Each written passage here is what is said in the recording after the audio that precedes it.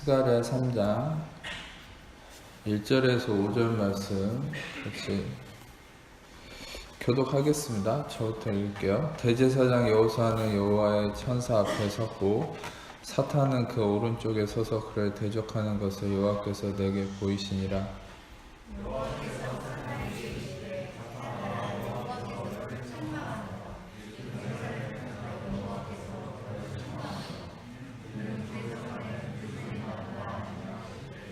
여호수아가 더러운 옷을 입고 천사 앞에 서 있는지라.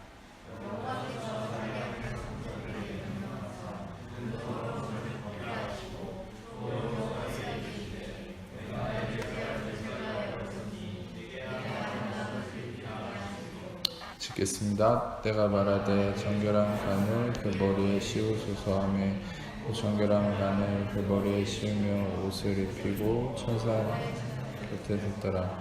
아멘. 전에도 이 말씀을 작년에 한번 나눈 적이 있었고 그 말씀에 중요한 진리가 내포되어 있기 때문에 이것을 한번 해석해 드린 적이 있었는데 이 말씀에서 등장하는 이 대제사장 여호수아라는 이 존재는 이름 자체로만으로도 우리는 예수님이라는 것을 한눈에 볼 수 있는 것은 예수님은 우리의 대제사장으로서 존재하는 분이시죠. 여호수아라는 이름은 히브리어로 예슈아라는 이름. 그러니까 보통 발음상의 이 차이일 뿐이지 여호수아나 예슈아, 예수님의 이름은 동일한 이름이에요. 그래서 우리는 대제사장 여호수아라는 물론 실제적 인물이 있었겠지만 지금 성경에 기록되는 이 부분은 마치 요셉이라는 인물이 실존했던 인물이지만 요셉은 예수님의 어떤 그림자적인 존재로서 드러난 것처럼 우리는 이 여호수아라는 대제사장이 예수님의 어떤 모습을 드러내는 어떤 복음적 진리를 내포하고 있는 존재라는 사실을 알 수 있습니다. 먼저 대제사장이라는 직책이 어떤 의미인지를 좀 알아야 되는데 치프 가장 그 앞서는 이 제사장 중에 한 명이죠. 그래서 이 대제사장만이 1년에 한 번 지성소에 들어갈 수 있어요. 성막이 있는데 성막은 성소가 있고 지성소가 있어요. 그래서 지성소는 1년에 한 번만 들어갈 수 있습니다. 그래서 그 지성소에 언약궤가 있고 하나님이 언약궤 임재를 하시는 거예요. 그래서 그 하나님의 임재 가운데서 대제사장은 이 인간의 대변자로서 하나님 앞에 섭니다. 반대로 예언자나 선지자는 어떤 사람이냐? 하나님의 대리자로서 인간을 향해서 말씀을 선포하는 자고 대제사장은 반대로 인간의 대변자로서 하나님 앞에 서는 거예요. 그러니까 예수님이 대제사장이라는 것이 우리에게 어떤 의미가 있느냐? 우리를 대신해서 하나님 앞에 서는 분이라는 것이에요. 여러분들이 이 개념이 아주 중요한 건 뭐냐면 우리는 단지 예수님을 내가 따라가고 추구해야 되는 어떤 모범적인 인물이라고 많이 생각하는데 그것이 아닌 것이에요. 예수님은 우리의 대리자로서 서시는, 그래서 성경은 예수님을 중보자라는 말을 씁니다. 우리는 이걸 한 가지 알아야 되는데 카톨릭의 어떤 교리 중에 그것은 우리의 기준으로 봤을 때 잘못된 거지만 이 카톨릭 교리 중에는 마리아가 중보자라는 잘못된 부분이 하나 있긴 하는데 엄연한 사실은 중보자는 한 분이라고 성경은 기록하고 있어요. 그래서 그 중보자이신 예수 그리스도라고 우리는 정확하게 말씀을 통해 확인할 수 있는데 그것은 무엇을 의미하느냐?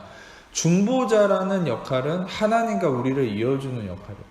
하나님 앞에서 우리를 대신하는 역할로서 하나님께 용납될 수 있는 어떤 위치적 힘을 가지고 있다. 그게 대제사장이고 중보자이신 예수 그리스도의 존재적 역할입니다.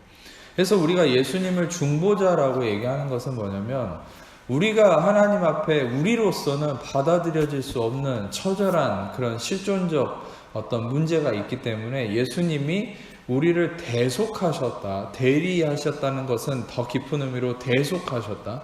대속하심으로 말미암아 하나님께 용납받을 수 있는 존재로서 하나님께 우리를 대신해서 나아가는 그분이 중보자고 우리의 대제사장이래요. 그러니까 대제사장은 이 중보자, 장차 오실 완전한 본질이신 예수 그리스도라는 대제사장을 그림자로서, 모형으로서 드러내는 모습이죠. 그게 뭡니까? 1대 대제사장은 아론이었죠. 모세의 형 아론이 대제사장으로서 직무를 수행했고, 그 직무는 아까도 얘기했듯이 1년에 한 번 이 지성소에 가서 하나님과의 만남을 갖는다. 그것도 여러분 들어갈 때 전에도 소개했듯이 이 발목에 방울을 차고 들어가죠. 왜입니까? 발목에 방울을 차고 딸랑딸랑 소리가 들리면 살아있는 거예요. 근데 소리가 들리지 않으면 죽는 거예요. 아무나 지성소에 들어갈 수 없는 거예요. 들어가면 여러분 일단은 하나님의 거룩한 눈이 어디를 보고 있는 거예요? 이 대제사장에게 죄가 있는지 없는지를 보는 거예요. 여러분들, 우리는 그래서 얼마나 이 죄의 엄격함이, 이 죄에 대한 하나님의 심판과 공의 엄격함이 무서운지를 거기서 볼 수 있는데, 그게 뭐냐면 하나님이 대제사장의 그 모습을 보고 죄가 있으면 그 자리에서 죽여버리는 거죠. 그리고 그렇지 않고 정결케 됐으면 살려두는 거예요. 여러분, 중요한 것은 대제사장에게 그 역할이 있다는 거예요. 그래서 대제사장들은 지성소에 가기 전에 수도 없이 자기를 정결케 하는 예식을 합니다. 물론 여러분들, 지금 우리로서는 아무런 자격이 없는 거예요. 우리가 만약에 함부로 지성소에 들어가면 우리는 죽는 것이죠. 그런데 아주 놀라운 사실은 예수님이 십자가를 통해서 십자가에서 다 이루었다 하시고 십자가에서 죄사함의 일을 끝내셨을 때 어떤 일이 일어났어요? 성경의 기록은 정확하게 성소와 지성소를 가로막고 있던 그 휘장이 위에서 아래로 찢어졌다 이렇게 기록하고 있어요. 그건 뭡니까? 대제사장의 죄가 하나라도 있으면 거기서 죽어버리고 즉사가 일어나는 그 공의의 엄격한 심판이 있는 그 장소가 이제 열려버렸다는 거예요. 그 무슨 말이에요? 이미 우리의 대제사장으로서 예수님이 우리를 대신해서 우리의 모든 죄와 허물을 대신하시고 죄값을 치르심으로 이제는 더 이상 하나님의 눈은 우리를 향한 죄의 어떤 심판의 눈으로 보는 것이 아니라 이미 죄에 대한 심판이 히브리서 10장의 말씀처럼 한 번의 제사로 영원한 속죄를 이루시고 다시 속죄할 일이 없기 때문에 이제는 심판이 끝난 거예요. 할렐루야. 그래서 이제는 휘장이 열려서 무엇을 나타내는 겁니까? 지성소의 길은 열려 있어요. 이제는 대제사장만 가는 길이 아닌 거예요. 우리에게 열려 있어요. 새롭고 산 길이 열린 거예요. 그래서 너희는 때를 따라 돕는 긍휼하심을 얻고 때를 따라 돕는 은혜를 얻기 위해서 은혜의 보좌 앞에 담대히 나오라. 히브리서의 말씀이 이렇게 얘기하고 있죠. 그 말은 뭐예요? 지성소가 열려있기 때문에 이전에는 나의 어떤 죄에 대한 유무에 따라서 하나님께 나아갈 수도 있고 없고 이런 차이가 있지만 누구든지 이제는 그리스도의 보혈의 공로를 힘입어서 그리스도 안에 거듭남의 믿음이 있는 자는 누구든지 아무 때나 어떤 허물이 있든지 상관없이 그는 주님께 나아갈 수 있다는 거예요. 이게 무슨 의미입니까? 여러분들에게 있는 허물은 실상 육신의 결과물로서 나타난 거지 실질적 본질적 죄는 아니라는 거예요. 왜냐하면 여러분의 죄값은 이미 십자가를 통해서 치러진 거예요. 여러분들은 한 가지 알아야 될 것은 죄라는 요소가 하나의 오물이 묻는 것 같은 개념으로 많이 생각하는데 그렇지 않습니다. 죄라는 것은 물질적 개념이 아니에요. 죄는 값이 치러져야 되는 개념인 거예요. 마치 어떤 재정적 개념인 거죠. 우리가 어떤 몸에 뭐 더러운 게 묻는 그런 의미가 아니라 우리가 빚을 지는 개념인 거예요. 그러니까 내가 뭔가를 갚아야 되는 그런 개념이 죄예요. 죄는 또 한 가지 하마르티아라고 하는, 이 헬라어로는 하마르티아인데 이 하마르티아라고 하는 이 죄는 관역을 벗어났다라는 의미를 갖고 있어요. 그러니까 죄는 관계적인 의미예요. 죄는 물질적 의미가 아니에요. 뭐 여러분이 잘못된 걸 만져서 더러워졌다 이런 게 죄가 아니라 관계가 틀어지고 빚이 생기고 이런 개념인 거예요. 그런데 근본적으로는 아담과 하와의 이 본질적 죄로 인해서 우리는 하나님께 빚진 존재, 하나님께 공의와 심판에 대해서 빚진 존재. 근데 인간은 누구도 그 자기의 죄의 삭은 사망이고 죽음이지만 자기가 죽는 것이 죄값을 치르는 게 아니라 그냥 죄 때문에 그냥 죽는 거예요. 그건 죄값을 치르는 의미가 아니에요. 그런데 의인만이 그 심판에 대한 죽음을 맞이했을 때 죄값이 치러질 수 있다는 거예요. 성경이 얘기하는 거예요. 그래서 하나님은 예수님을 동정녀의 몸으로 오게 하셨죠. 그것은 뭡니까? 처녀의 몸에 잉태됐을 때는 태아는 어머니의 피를 받지 않고 아버지의 피를 받거든요. 그래서 어머니에게는 양분만 공급받지 피를 받지 않기 때문에 이 태아, 이 예수님은 동정녀의 처녀의 남자와 관계하지 않은 처녀의 몸에서 잉태됐다는 건 뭐예요? 죄인의 피를 받지 않았다. 완전한 의인의 육체, 의인의 피를 가지고 오셨고 그 의인의 피를 가지고 오신 이유는 무엇입니까? 의인의 피만이, 의인의 죽음만이 우리의 죄값을 치러줄 수 있기 때문에. 할렐루야. 그래서 의인의 피 흘림으로 우리의 죄값이 치러졌다. 이게 바로 속죄예요. 속죄는 다시 한번 얘기합니다. 우리에게 오물이 묻은 걸 닦아내는 개념이 아니에요. 빚이 진 거예요. 빚진 거예요. 대가가 치러져야 돼요. 근데 예수님이 대가를 치르셨어요. 대가가 치러진 존재가 오물이 묻을 수 있어요. 이걸 기억하셔야 돼요. 우리의 삶에 나타나는 여러분의 자질구레한 문제들은요, 오물이 묻는 거예요. 그것을 예수님이 발을 씻어주는 제자들의 그 행위를 통해서 요한복음에 말씀하셨죠.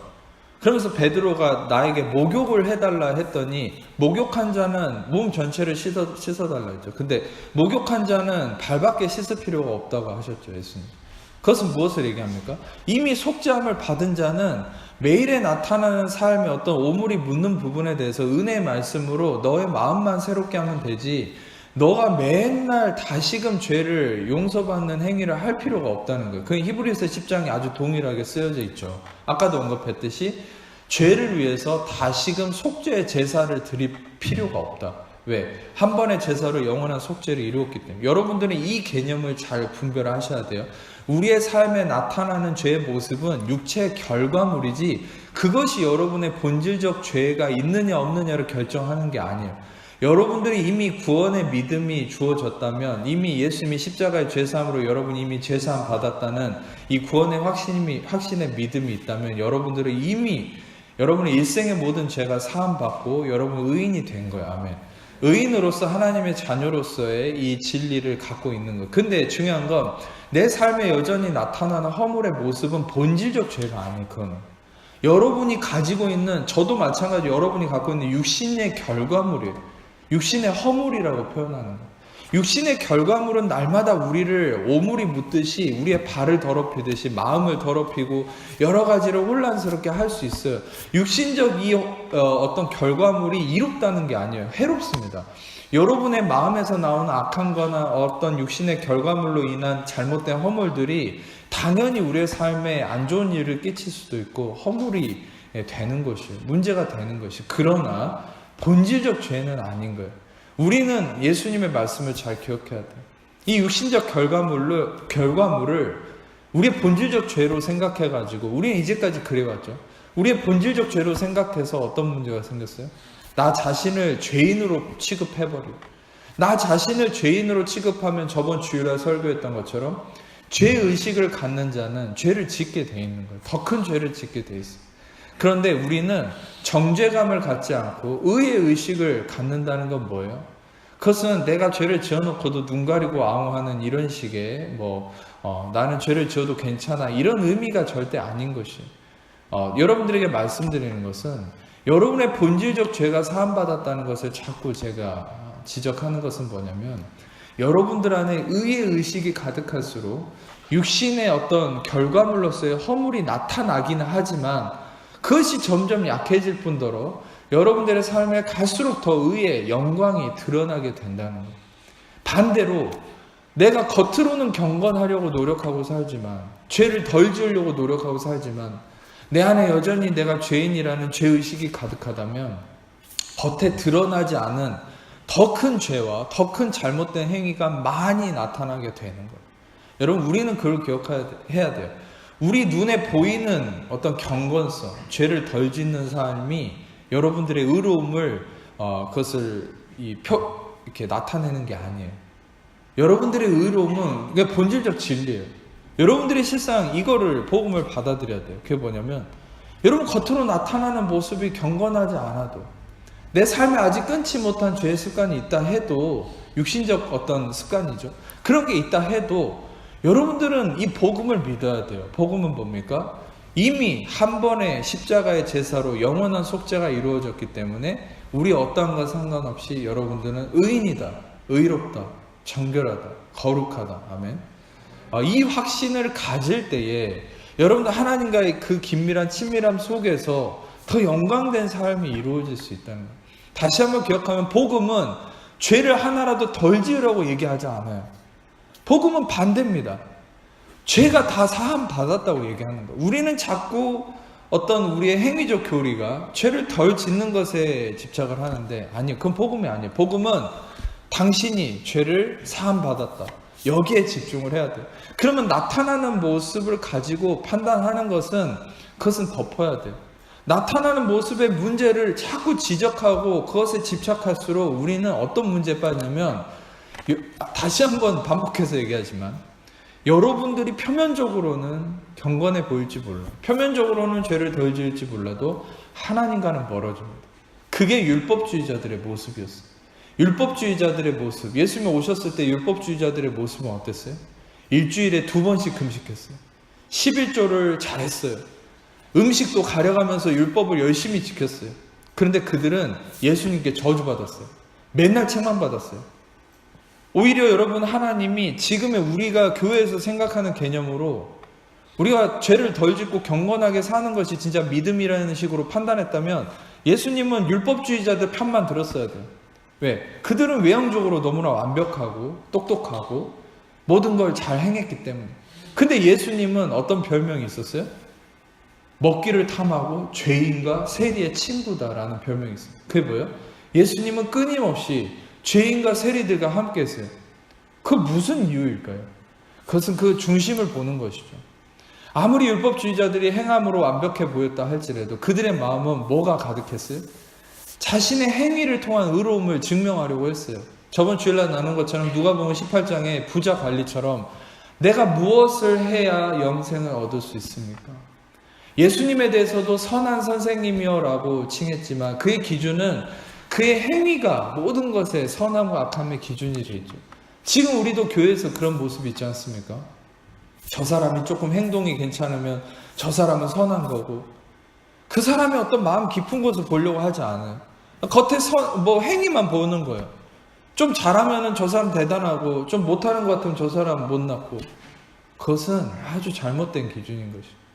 예수님은 그들의 마음을 봤어요. 그들의 마음의 기반이 자기의 행위와 어떠함의 기반을 삼고 의를 드러내느냐, 아니면 나는 철저하게 부족하지만, 이 누가복음 18장에 나와 있는 이 바리새인과 세리의 기도의 대조를 나타내면서 예수님이, 바리새인은 자기의 의로움을 증명하는 기도를 했지만 그의 기도는 받아들여지지 않았고 그는 의로움에 이르지 못했다고 지적하죠. 그러나 세리는 어땠습니까? 하나님 앞에서 고개도 들지 못하고, 하나님, 저를 불쌍히 여겨주세요. 저는 죄인입니다. 이것은 어떤 죄의식을 얘기하는 게 아니라 내 힘으로 설 수 없다는 아주 간절한 겸손한 마음을 의지하는 거죠. 바로 예수님의 의를 의지하는 마음이죠. 여러분들이 아무리 내세울 거 있다 해도, 여러분이 아무리 죄를 덜 짓고 완벽하게 살았다 해도 우리의 마음은 항상 매 순간 이런 고백이 있어야 돼요. 하나님, 내 힘으로는 설 수 없습니다. 하나님의 예수 그리스도의 의가 아니면 나는 한순간도 살 수 없습니다. 아멘. 우리 육신은 그래요. 여러분이 의식적으로 안 그러려고 해도 육신이 그래요. 육신은 자꾸 있는 걸 자랑하고 싶어요. 있는 것을 내세우고 싶어 하는 거예요. 그러나 하나님은 여러분들에게 있어서 있는 것조차도 없는 것처럼 여기고, 여러분들에게 진정으로 허락하신 그 예수 그리스도의 십자가의 공로와 보혈의 공로와 예수님의 의로움만을 여러분의 힘과 능으로 삼기를 원하십니다. 아멘. 그래서 아브라함에게 창세기 15장에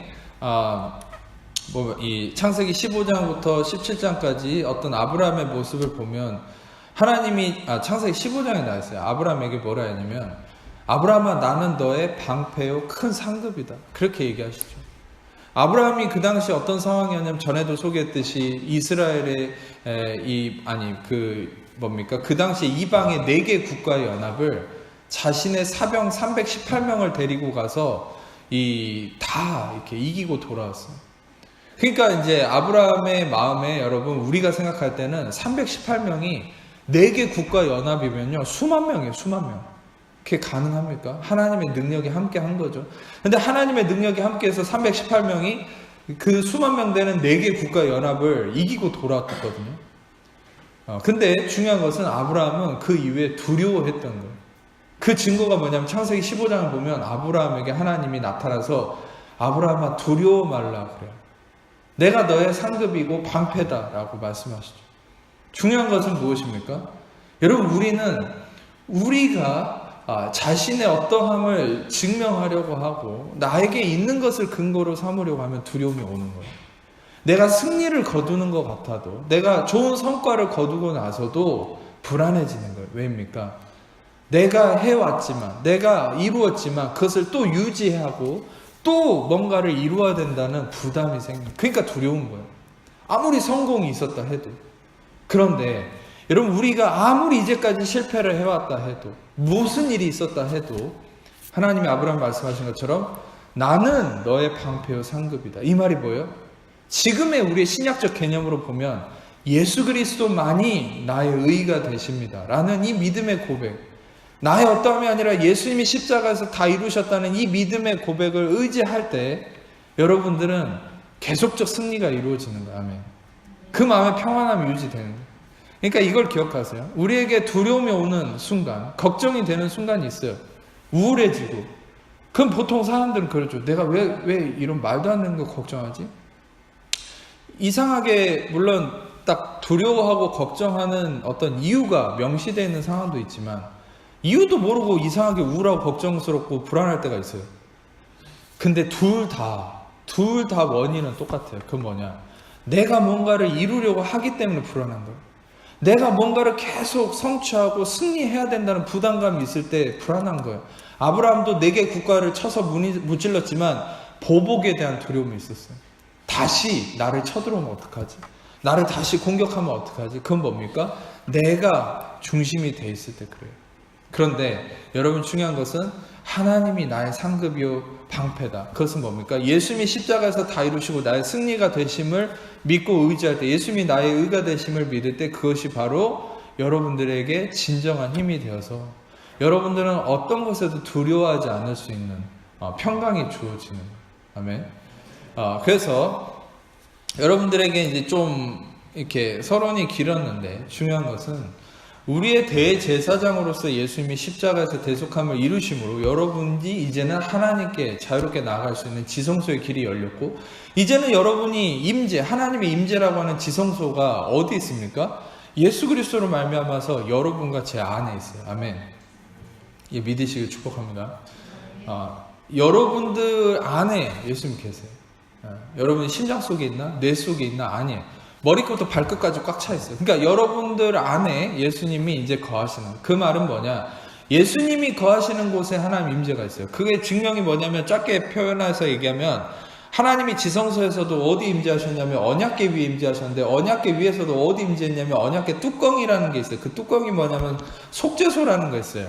멀시 시트, 속죄소라는 그 뚜껑이 있는데, 그 뚜껑에 뭐가 있냐면은 동물의 피를 걷다 뿌립니다. 그거는 예수님의 피를 상징하죠. 속죄의 피. 그 동물의 피를 이 영광의 그룹들이 고개를 숙이고 보고 있어요. 이 영광의 제루빔이라고 하는 세라핌이라고도 표현하는데, 이 영광의 그룹들은 뭐냐면 에덴 동산에서 아담과 하와가 죄짓고 쫓겨났을 때 화형검을 들고 에덴 동산을 지키고 있던 자들이 그룹들이에요. 그러니까 이 그룹이라고 하는 쉐루빔, 세라핌은 뭐냐? 공의의 천사예요. 심판의 천사예요. 근데 심판의 천사가 언약궤 뚜껑에서 날개를 덮고 이렇게 바닥을 보고 있어요. 그 심판의 천사의 눈에 마주치면 다 죽는 겁니다. 그런데 심판의 천사가 그 뚜껑에 뭘 보고 있냐면 동물의 피를 보고 있어요. 그건 예수의 피를 상징하죠. 다시 말하면 심판의 천사의 눈은 예수의 피를 보고 있고, 예수의 피가 있기 때문에 심판이 없는 거예요. 그리고 그 언약궤도 여러분, 뚜껑에 예수의 피가 뿌려져 있는데 뚜껑 안에는 뭐가 들어있어요? 아론의 쌍난지팡이, 만나의 금항아리와 그 다음에 십계명의 돌판. 원래 고증에 의하면 원래는 십계명의 돌판밖에 없었어요. 거기 안에 2개를 더 첨가해서 넣은 건데, 그러니까 그게 뭐냐면 우리를 거스르고 불리하게 하는 율법. 율법은 여러분과 저를 정죄하죠. 그러니까 우리를 정죄하는, 심판하는 율법을 거기다 집어 넣어버리고 뚜껑을 덮었는데, 그 뚜껑 위에 예수의 피를 뿌리고 그룹의 영광의 그 심판의 천사들은 그 피를 보고 있고, 하나님은 어디 임재하세요? 하나님이 만약에 뚜껑을 뚫고 그 십계명에 임재했다면 우리는 아무도 살아남을 수 없어요. 왜? 우리는 정죄받고 죽어야 되니까. 근데 하나님은 언약궤 속에다가 이 우리를 정죄하는 율법을 집어 넣어버리고 뚜껑을 덮어버리고 그 피를 뿌렸는데, 하나님은 어디에 임재하신다고요? 그 피에 임재하세요. 할렐루야. 여러분, 하나님이 여러분에게 임재하는 원리가 뭔지 아세요? 여러분이 찬양할 때 두 손 들고 영광스럽게 하면 하나님이 거기에 임재하는 게 아니에요. 하나님이 여러분에게 임재하는 이유는 딱 한 가지. 여러분이 경건해서도 아니에요. 여러분이 성령 충만 안에 어떤 행위를 해서도 아니에요. 예배인도를 잘해서도 아니에요. 여러분들이 하나님과 어떤 일주일 동안 잘 살아서가 아니에요. 여러분들 안에 하나님이 임재할 수 있는 이유는 딱 한 가지. 여러분 안에 그 피이신 예수가 함께하기 때문에. 아멘. 구약에서도 모형인 그 언약궤를 통해서 하나님의 임재가 어디 있는지를 알려줬어요. 그 제한적인 동물의 피, 예수님의 피를 상징하는 동물의 피에 하나님 임재하셨고 거기를 통해서 말씀하셨죠. 영광을 드러내시고. 근데 지금 어떻게 됐어요? 그 피가 여러분 안에 제 안에 있는 거예요. 그 하나님은 매 순간 모든 상황 속에 여러분 안에 거하시는 거예요. 그래서 바울은 고린도 교인들에게 뭐라 얘기했어요? 너희가 하나님의 성전인 것과 하나님의 성령이 너희 안에 계신지 알지 못하느냐. 할렐루야. 너희 몸은 너희가 하나님께 받은 바 하나님의 성령이 거하시는 거룩한 전이니. 아멘. 여러분, 우리는 우리 안에 성령이 계신다는 게 뭐예요? 예수의 피가 뿌려져서 여러분 예수님이 함께 하시고 하나님 임재하시는 성전이고 성령이 함께 하시고, 여러분 다시 말하면 이걸 아셔야 돼요. 성령이 단순히 여러분의 안에 있는 의미가 아니라 성령님은 티끌만큼이라도 죄가 있는 곳에 거하실 수 없는 분이에요. 완전 무결한, 흠도 없고 점도 없는 의로운 영이시기 때문에. 우리처럼 이래저래 막 그런 존재가 아니에요. 이거저거 막 섞어서 생각하고 완전 무결한, 흠도 없고 점도 없는 의로운 영이 성령입니다. 근데 성령이 여러분 안에 계신다는 의미가 뭔지 아세요? 여러분이라는 존재 자체가 육신에 어떤 허물은 있다 해도 여러분의 영은 완전 무결하다. 할렐루야.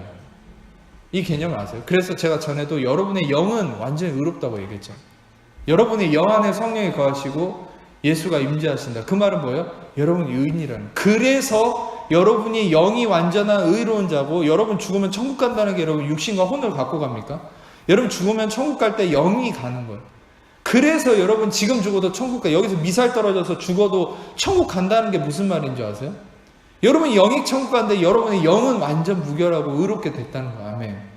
육은 아직 허물이 있을 수 있어요. 그러나 여러분의 영인 본질은, 여러분들은 이미 의로운 존재예요. 그래서 내 영이 완전히 의로운 존재라는 이 확신을 가지고 내 영의 본질인 내가 의인이라는 확신이 있을수록 의의 의식을 가지고 여러분의 육신적인 것이 다스려지는 게 성화의 개념이지, 내가 내 육신을 다스리려고 노력해서 sanctification을 이루는 개념이 성화가 아닌 거예요. 성화는 아까도 얘기했듯이 이미 예수의 피로 완전히 내가 내 영이 의로워졌다는 내 본질을 깨닫고 그 예수 그리스도의 의롭다함을 확신할 때 의로움이 영에서부터 육신으로 흘러나오는 것. 내 노력으로가 아니라 나의 믿음으로 흘러나오는, 의로움이 흘러나오는 게 성화. 그래서 여러분들은 이 은혜의 복음을 들을 때 진짜 성화가 나타나는 거예요. 아멘. 물론 육신적 허물이 나타날 때도 있겠지만 점점 바뀌어지는 거예요. 진정으로 여러분들이 성화가 일어나는 것은 뭐 쓰레기를 10개, 5개 주었는데 그 다음날 10개 줍고 이런 게 성화가 아니에요. 화장실 청소를 전보다 더 열심히 잘했다, 이런 게 성화가 아니라 가난한 자들에게 뭐 10,000원 도와줬는데 그 다음에 100,000원 도와줬다, 이런 게 성화가 아니에요. 성화의 진짜 진실한 본질은 뭔지 아세요? 이 땅에 오셔서도 여러분 예수님은 진짜 성화가 뭔지를 보여줬어요. 우리가 예수님을 닮아야 된다 그런 얘기 하잖아요. 우리가 진짜 예수님을 닮는 모습이 뭔지 아세요? 그것은 착한 일을 하는 어떤 표면적 의미가 본질이 아니라, 예수님을 보세요. 항상 하나님 아버지와 친밀하게 됐어요. 그 친밀함이 어느 정도였어요? 그 전까지는 하나님의 이름이 계시되지 않은 새로운 이름을 계시할 정도예요. 그전엔 제가 얘기했듯이 원래 하나님에 대한 이름이 엘로힘, 야훼였지만 예수님은 이 땅에 오셔서 하나님의 새로운 이름을 계시하셨죠. 그게 뭡니까? 아바, 아람어, 히브리어로 아바. 그러니까 언어의 동일성에 의해서 우리도 아빠, 영어로는 파파 그러지만, 여러분 중요한 것은 그 히브리어로도 아바라는 거예요. 그러니까 중요한 것은 여러분, 우리도 이 하나님의 어떤 친밀함이 예수님만큼 하나님과 친밀하게 지내신 분이 없거든요. 여러분, 보통 하나님에게 예수님이 요청하실 때, 예수님이 기도할 때도 우리가 기도 내용을 통해서 하나님과 관계를 볼 수 있어요. 그게 뭐냐면, 하나님 도와주세요, 살려주세요, 이렇게 하지 않아요. 예수님은 나사로를 살릴 때도 하나님에게 뭐라고 아버지에게 기도했습니까? 아버지께서 항상 나의 기도를 들으시는 줄 제가 압니다. 여러분, 중요한 것은 그 아버지에 대한 신뢰가 보이지 않습니까? 여러분, 우리는 예수님을 닮아간다는 핵심이 뭔지 아세요? 행위적인 게 본질이 아니에요. 예수님이 하나님과 맺었던 그 친밀함의 그 부분이 우리가 예수님을 닮아야 되는 가장 핵심적 본질이에요. 근데 예수님은 하나님과 하나셨어요. 완전한 친밀함 속에 있었어요. 우리가 성화가 일어나서 진짜 우리가 예수님을 닮아가는 모습이 뭔지 아세요? 하나님과 친밀해지는 거예요. 할렐루야. 진짜 여러분이 하나님과 관계가 가까워지는 거예요. 다시 한번 얘기하면 여러분이 진짜 예수님을 닮아가는 것은 구제를 더하고 죄를 덜 짓고 더 경건해 보이는 이런 게 아니에요. 여러분이 진짜 하나님 예수님을 닮아가는 성화의 개념 뭐예요? 하나님 예수님처럼 하나님과 친밀해지는 그 친밀함이 회복될 때 그게 여러분의 삶의 진정한 성화인 줄 믿습니다. 그 성화는 어떻게 나타난다고요? 의의 의식이 일어나요. 의의 의식. 그래서 여러분들의 육신에 나타나는 어떤 잘못된 죄 습관을 보고서 나는 성화가 덜 됐어. 난 여전히 하나님과 거리가 멀고 나는 여전히 더러운 사람이야. 이렇게 생각하지 마세요. 여러분들의 육신적 모습이 기준이 아니에요. 여러분의 마음을 보세요. 여러분 마음이 하나님과 가까워짐이 느껴진다면 여러분들은 이미 예수님을 닮아가고 있어요. 아멘. 근데 율법적 개념 안에 있을수록 하나님과 멀어질 수밖에 없죠.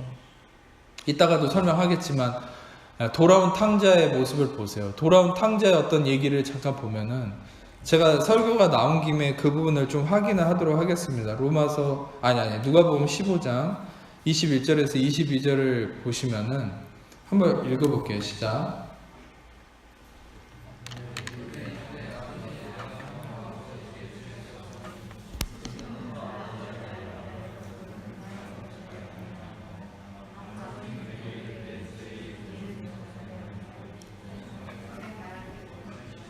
네.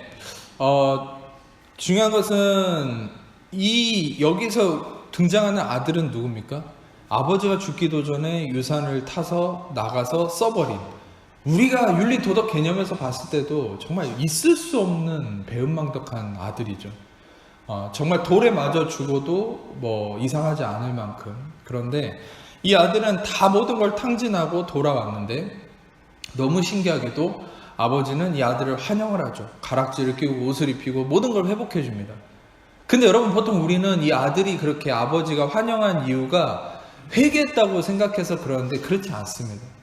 더 정확한 의미로 보면은 아들의 회개는 자신의 죄를 진정으로 뉘우친 게 아니에요. 왜냐하면 전 구절을 보면은 아들은 아버지의 집에 양식이 풍족한 이 품꾼이 얼마나 많은가, 아버지의 집의 풍성함을 봤을 뿐이지 자기가 얼마나 잘못한지를 깨달았다는 구절은 없어요.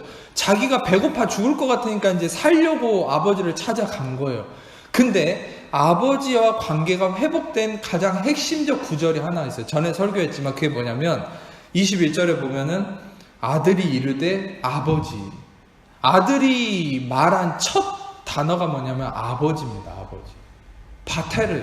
헬라어로는 파테르라는 말. 여러분, 이 한마디가 아버지와 아들의 관계를 회복시켜버린 거예요.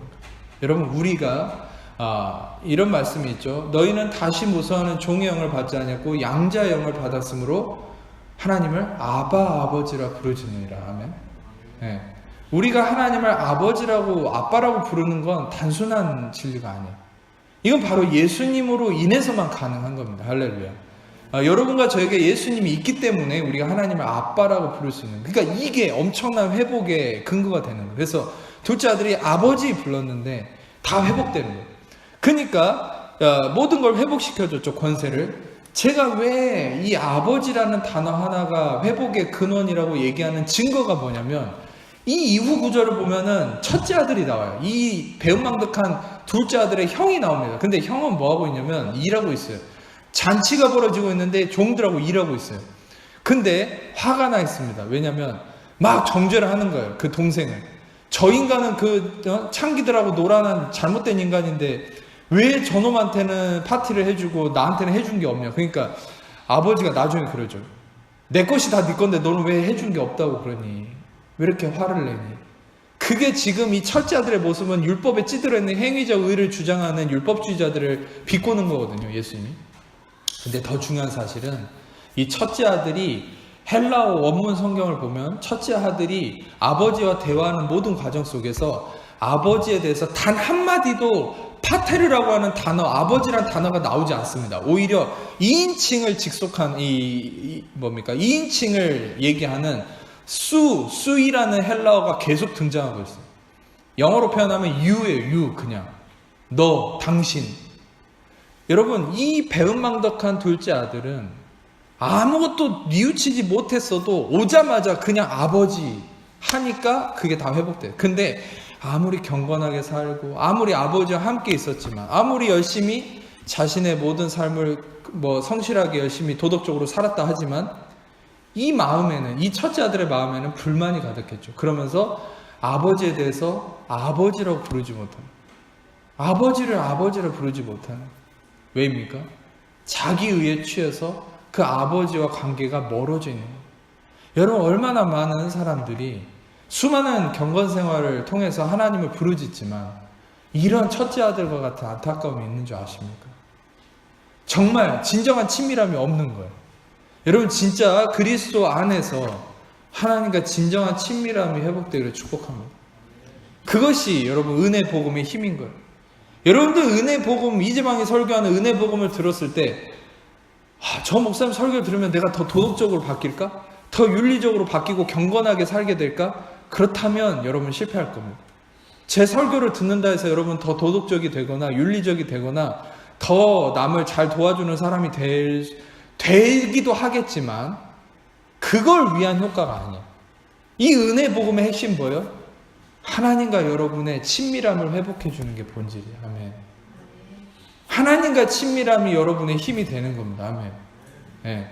아무리 여러분 다시 한번 이걸 짚고 넘어가면 아무리 여러분이 경건하고 도덕적인 모습이 있다 해도 하나님과 친밀함이 없으면 어디다 쓰겠습니까?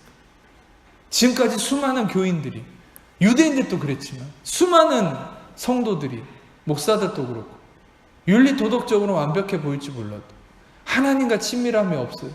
하나님과 친밀함이 없으면 무엇이 문제예요? 영적 힘이 없어요. 영적 힘이 없고 말씀의 힘이 없으니까 교회는 핍박을 당하는 거예요.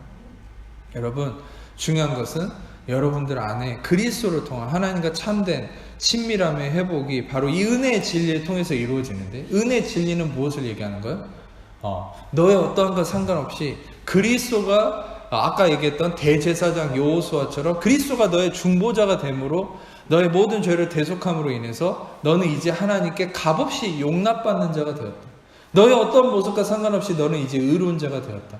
이제는 여러분들은 어떤 상황이든지 하나님께 나아가도 죽지 않아요. 왜? 여러분 안에 이미 여러분을 정결케 하신 예수가 있고 그 피가 흘려졌기 때문에 하나님은 그 피로 여러분들을 의롭게 보십니다. 아멘. 이 확신이 있을 때에 우리 하나님과 관계가 꺼리낌이 없고 친밀함이 유지될 수 있는 거예요. 말씀을 이제 좀 마무리하자면 중요한 것은, 자, 아까 여호수아가 대제사장이 등장했는데 사탄이 있죠. 사탄이 아주 재밌는 사실 하나 알려드릴게요. 다시 스가랴 3장 1절 띄워주세요. 거기서 오른쪽에서 사탄이 이 대제사장 여호수아를 대적했다고 나오죠. 근데 히브리어 원문 성경을 찾아보면 여기서 재밌는 사실은 대적했다라는 말이 나오는데, 이 대적하다라는 말이 히브리어로 사탄입니다. 그냥 말 그대로 사탄. 재밌지 않습니까? 사탄이 사탄을 했다. 사탄이 사탄을 하죠. 그러니까 다시 말하면 사탄, 이 대적한다는 사탄은 무엇을 의미하는 말이냐? 이거는 공격하고 고발한다는 거. 전에도 얘기했죠. 사탄이라는 이름은 accuser, 기소하고 참소하고 고소하는 자로, prosecutor. 다시 말하면 사탄은요, 막 이렇게 무섭게 하고 여러분을 막 피 흘리게 만드는 그런 의미는 본질이 아니에요. 사탄은 본질이 뭐냐면 여러분을 참소하는 거예요. 정죄하는 거예요. 여러분, 우리가 사탄한테 제일 속는 게 뭔지 아세요? 반대로 예수님은 여러분의 죄를 덮어요. 여러분 의롭다 하십니다. 할렐루야. 그래서 사탄은 반대예요. 와가지고 여러분 참소하는 거예요. 너 그럼 되니? 너 그거 잘못했잖아. 그래, 그러니까 네가 나쁜 놈이야. 넌 죽어야 돼. 그러니까 넌 저주받아 마땅한 거야. 넌 그래서 그 인생이 그렇게 된 거야. 넌 지금도 그렇게 사니까 넌 그렇게 될 거야. 그런 모든 두려움과 고통의 근원은 뭐가 있어요? 사탄의 정죄와 참소가 있는 거예요. 우리의 생각에 끊임없이 우리의 양심을 통해서 항상 옳고 그름을 가지고 나를 정죄하는 거예요. 우리는 복음을 들어도요, 육신이 있기 때문에 가만히 앉아있으면 사탄의 참소가 계속 들리는 거예요. 내가 이래도 되나? 심지어는 은혜 복음을 통해서 마음이 안식을 누리는데도 갑자기 그런 거죠. 내가 이렇게 편해도 되나? 어떤 분들은 그래요. 복음을 듣고 마음이 회복됐는데 항상 근심하고 걱정하는 게 익숙해져 있다 보니까 내가 이래도 편해도 괜찮은가? 내가 이렇게 좀 자유해도 이렇게 감사함이 넘치고 기뻐도 이게 괜찮은 거야? 걱정해야 되는 거 아니야? 이게 뭐예요? 사단의 참소인 거예요. 사단은 계속 여러분의 생각에 집어넣어요. 사단은 귀에다가 말하는 게 아니에요. 여러분 생각 속에 집어넣는다니까요. 계속 생각을. 여러분 제가 한 가지 아주 놀라운 영적 진리를 알려드릴까요? 사단은 여러분의 생각을 꿰뚫어보지 못합니다. 하나님만이 사람의 마음과 생각을 감찰하십니다. 아멘. 그럼 사단은 여러분의 생각을 어떻게 예측하는 줄 아세요? 사단이 여러분, 제가 예전에 영적 전쟁이나 중보기도 사역을 많이 했기 때문에 이 영적 전쟁 안에서 사단에 대한 연구를 많이 했는데, 이 사단에 대해서 여러분 말씀을 통해 그냥 신비적으로 연구하는 게 아니라 말씀을 통해서 연구하는 거예요. 사단에 대해서. 신비적으로 연구하면 큰일 납니다. 말씀을 통해서 근거를 찾아서 연구하는 거예요. 근데 사단에 대해서 연구를 하다 보면 이 존재가 어떤 존재냐면 자기를 굉장히 허상으로 꾸미고 포장을 많이 하는데 하나님처럼 자기를 포장해요. 아담과 하와에게 다가갔던 것처럼. 근데 가장 많이 우리를 속이는 게 뭐냐면 하나님만이 우리의 마음과 생각을 아시고 감찰하시는데 사단이 사람들을 속이는 게 사단도 사람의 마음을 꿰뚫어 본다고 속이는 거예요. 그러니까 마치 무당들이 내가 네 마음속에 뭐가 있는지 다 알고 있어 이렇게 외치잖아요. 그럼 무당이 그거 거짓말하는 거예요. 무당은 절대 사람 마음에 뭐가 있는지 알지 못해요. 귀신도 몰라요. 여러분 생각 속에 뭐가 있는지. 근데 귀신은 어떻게 여러분 생각에 있는 걸 아는 줄 아세요? 수많은 생각을 집어넣습니다. 여러분들, 저에게. 그럼 보세요. 확률의 의미예요. 근데 전제는 뭐냐면 사단은 굉장히 지혜로워요. 여러분보다 더 똑똑합니다. 그거는 아주 확연한 사실이에요. 하나님이 더 지혜롭지만 사단도 우리보단 지혜로워요. 그러니까 수많은 생각을 집어넣어서 우리가 생각을요, 튕겨내지 않고 받아들여 버리잖아요. 그러면 사단 예측을 해요. 아, 얘는 지금 이 문제가 있구나. 얘는 지금 이렇게 생각하고 있구나. 아, 얘는 지금 이걸 생각을 통해서 요런 마음에 빠져 있네. 그걸 가지고 더 집어넣는 거예요. 그거 동일한 생각. 그러니까 여러분들 왜 우리가 은혜의 복음의 말씀으로 내 마음을 채우고 생각을 채워야 되냐면 사단이 거짓된 말을 집어넣었을 때 우리가 그 은혜 복음이 내 안에 쌓여있으면 다 튕겨내버리는. 그러니까 사단이 더 이상 공격하지 못해요. 아멘. 근데 사단은 계속 집어넣어요. 여러분이 가만히 있으면요, 온갖 참수와 공격을 집어넣어요. 그럼 여러분이 은혜 복음으로 무장이 안 돼 있고 정죄감이 있잖아요. 마음에 쓴뿌리 같고 그러면 그걸 받아들여요. 어떻게 받아들여? 맞아, 난 죽어야 돼. 난 저주받아 마땅해. 나는 그래, 아까도 잘못했지.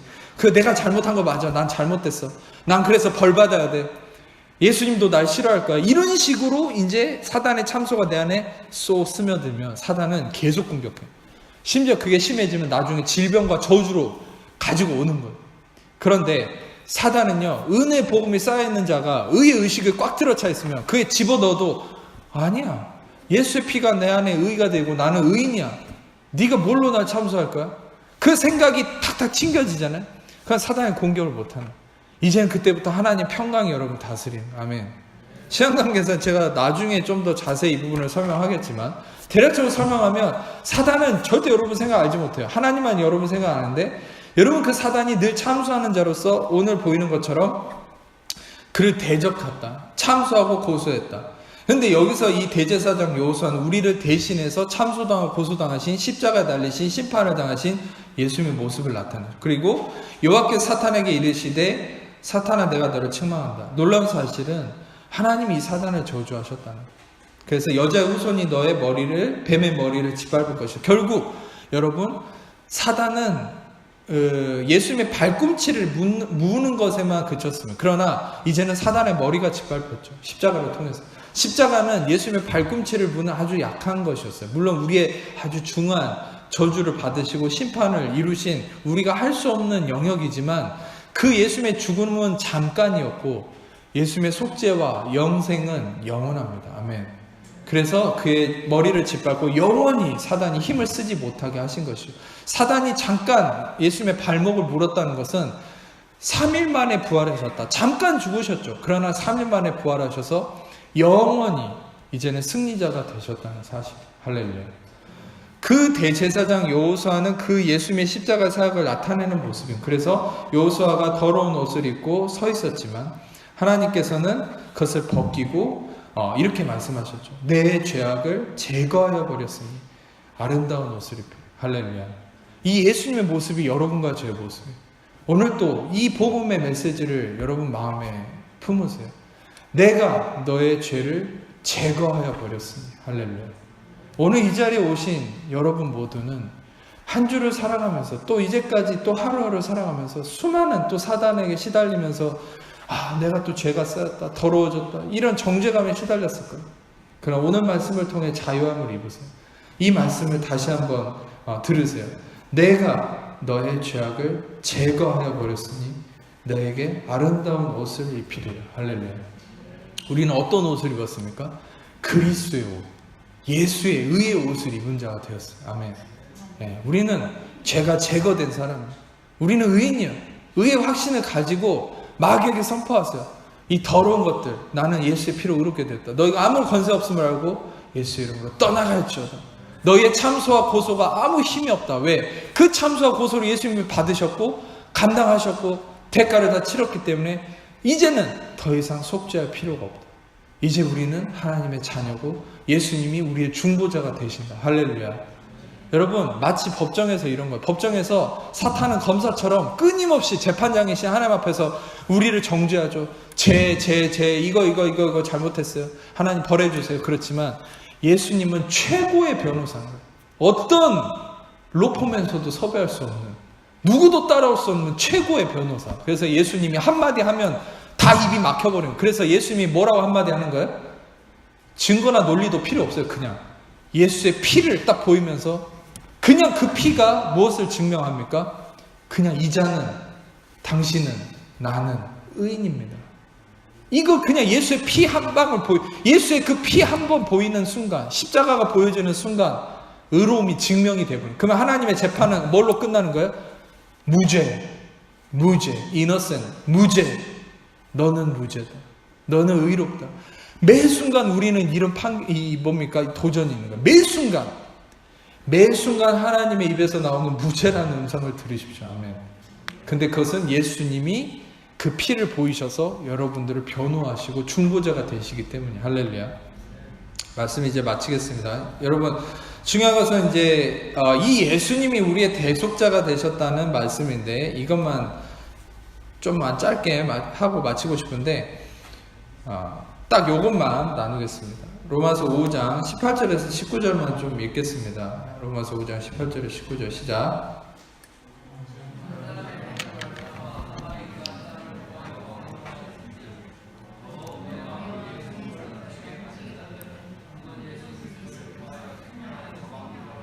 (18절과 19절을) 읽어야 되는데 그냥 스크린만 보겠습니다. 18절과 19절을 띄워주시면은 18절에서는 한 범죄로 많은 사람이 정죄에 이른 것 같이. 누구예요? 아담 때문에. 그런데 의로운 행위로 많은 사람이 의롭다 하심을 받아 생명을 얻었다. 누구의 의로운 행위? 예수님. 그 다음에 19절에 한 사람이 순종하지 아니함으로 많은 사람이 죄인 된 것 같이. 아담이죠. 한 사람이 순종함으로 많은 사람이 의인이 되었다. 예수님이죠. 그러니까 여러분, 중요한 것은 대표자가 예수님인 거예요. 여러분의 의로운 행위나 여러분의 순종이 여러분의 의로움을 증명하는 게 아니에요. 제가 전에도 계속 설교했지만 우리는 이 로마서 5장 18절과 19절 말씀을 계속 묵상해야 돼요. 왜냐하면 우리 육신이 우리를 속이거든요. 우리 육신은 끊임없이 네가 순종해야지, 네가 의로워야지, 네가 잘해야지. 근데 성경은 뭐라 얘기해요? 예수님을 대세요. 예수님으로만 의로움에 이르고 생명에 이른다고 얘기합니다. 아멘. 여러분, 복음은 그렇습니다. 복음은 우리가 배제되는 거예요. 마귀는 여러분을 자꾸 끌어와요. 마치 골리앗이 나와, 나랑 싸우게. 근데 거기에 예수님으로 이게 상징되는 다윗으로 상징되는 예수님의 본질이 왔을 때, 그 다윗이 왔을 때 골리앗을 물리칠 수 있는 거죠. 만약에 우리가 나가면은 골리앗한테 맞아 죽는 거예요. 여러분이 사단하고 맞서 싸울 수 없어요. 여러분 안에 계신 예수님이 이미 승리하셨어요. 아멘. 그래서 어떤 분들은 나를 막 영적으로 힘을 키워가지고 사단하고 싸운다고 생각하는데 그렇지 않습니다. 예수님이 싸우셨고 이미 승리하셨어요. 아멘. 그를 이길 자 아무도 없어요. 예수님을 이길 자 없어요. 여러분들 그 모든 것을 여러분 바람과 바다도 순종하고 풍랑도 순종하고 모든 것이 모든 이름이 그의 이름 앞에 무릎을 꿇게 하셨다. 아멘. 네. 모든 이름으로 그의 이름 앞에 무릎을 꿇게 하신 그 권세를 예수님이 갖고 계시고 그 예수님이 여러분 안에 계세요. 여러분들은 그 예수님을 통해서 의로워진 존재고 의의 의식을 가지고 더 이상 어떤 정죄에도 시달리지 마세요. 여러분, 자, 이것만 딱 얘기하고 마칠게요. 여러분이 살다 보면 나도 모르게 인정할 수밖에 없는 나의 허물을 지적하는 말들이 있어요. 그 말을 들으면 맞아요. 진짜 팩트가 맞아요. 누군가가 여러분을 지적하고 정죄할 때 정확하게 내가 잘못한 걸 갖고 정죄를 해요, 보통. 말도 안 되는 걸 가지고 정죄하겠습니까? 그러면 안 받아들여지는데. 내가 한 걸 가지고 그대로 정죄를 해요. 그러면 나도 그걸 받아들일 수밖에 없어요. 그러면 거기에 매여버리는 거예요. 그럼 정죄감 때문에 힘든 거예요. 그런데 여러분 중요한 것은 우리는 그런 정죄감이 있을수록 이 복음의 말씀을 더 들으셔야 돼요. 복음의 진리를 더 새겨야 돼요. 여러분, 제가 전에도 얘기했죠. 여러분을 정죄하는 그 사실은 사실 맞아요. 그러나 이 세상도 사실 위에 진실이 있고 진실 위에 진리가 있다 했죠. 사실을 뒤집어 엎는 게 진리예요. 여러분들이 정죄받아 마땅한 그것은 사실일 수 있어요. 그러나 진리는 뭐예요? 예수님이 그 정죄받아 마땅한 여러분을 위해서 대속하시고 피를 흘리시고 죄값을 치렀기 때문에 어떤 정죄나 삿대질과 어떤 돌을 던질 만한 여러분들에 대한 핍박도 여러분들에게 더 이상 있을 수 없다. 이게 진리야. 아멘. 예수님의 대속하심을 믿으세요. 예수님의 대속하심의 이 진리를 믿으세요. 그럼 아무리 여러분들을 돌에 쳐 죽일 만한 사실이 있다 해도 그 사실에 아무 힘을 쓸 수 없습니다. 아멘. 기도하겠습니다. 하나님 감사합니다. 이 시간에 정말 예수님 피 흘림의 대속하심으로 완전한 의의 확신을 가지고 모두가 그 의 시간에 승리하는 믿음의 백성들 다 되게 하여 주옵소서. 감사드리며 예수님의